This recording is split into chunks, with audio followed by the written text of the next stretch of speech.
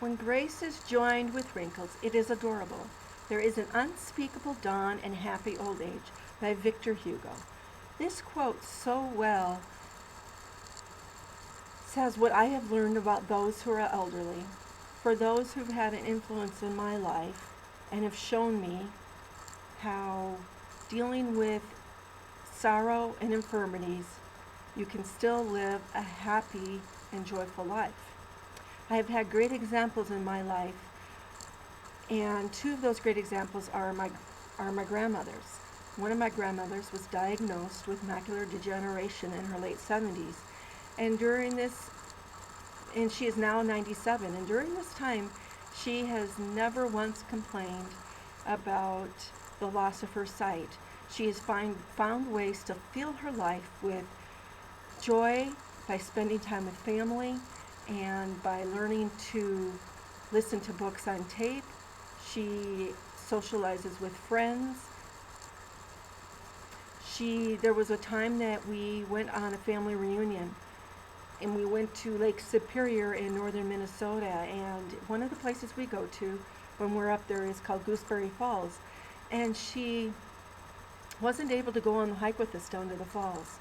I was concerned about her and her not being able to come with us, and asked her, does this not bother you that you are unable to go on this hike with us and be with us?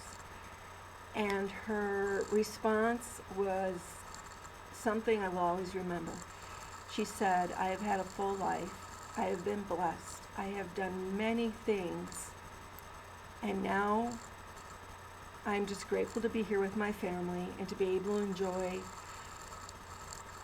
the time spent with them. I am content to sit here and wait until you guys come back. What an amazing example this is of somebody who can find joy even in something that is hard. My other grandma also, life wasn't always easy, and was single and raising 4 boys on her own by the time she was in her early 20s because her husband had left her for another woman. This was a really difficult time for her, and yet growing up and spending time with her, never heard her complain about this time. She lost 2 of these children when they were adults from complications from illnesses, and that's a sorrow I can't imagine, as I have 6 children and can't imagine losing one of them. She also was a widow for 20 years. During all of this time, she was a great example of strength. And one of the things that my siblings and I remember most about her is her great infectious laugh. And so through life and through trials, she always managed to laugh. I also have had the experience of being able to work with some seniors at a senior center, and they are so joyful and happy, and I love being around them. They have the opportunity to dance while they're at the senior center, and they're beautiful to watch. One of these women, there's a woman there whose name is Edna, and she is single and has never been married.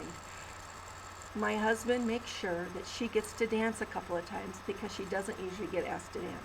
And it just fills her with joy being able to do a simple thing of dancing and having somebody show her some special attention. She tells me that I have a great man and I should be grateful for him, which I am.